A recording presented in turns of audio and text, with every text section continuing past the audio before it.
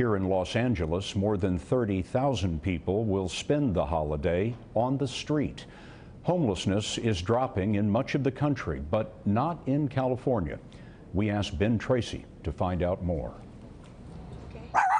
In Santa Ana, California, this tent city is home to about 500 people living in the shadow of City Hall.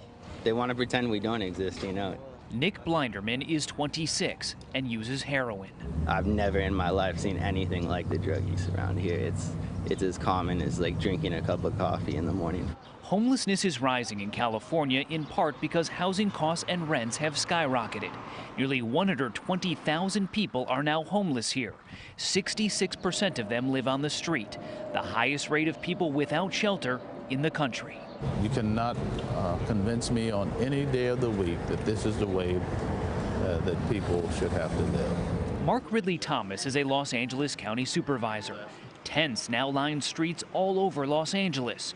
So Ridley Thomas wants Governor Jerry Brown to declare a state of emergency, using funds for natural disasters to address homelessness. You believe this is a disaster just like a wildfire or an earthquake? Well, it's pretty obvious. This is simply an intolerable set of circumstances. On Election Day, Los Angeles voters approved a $1.2 billion plan to build 10,000 units of affordable housing. It's not enough, but it's a start.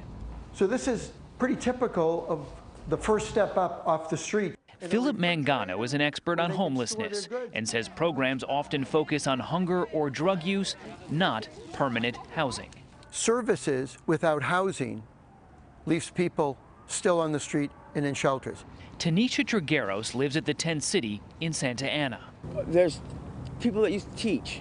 There's plumbers, there's roofers, there's construction workers, there's everything here, but nobody's willing to give them that chance because they've already hit rock bottom. And the view from the bottom is not pretty.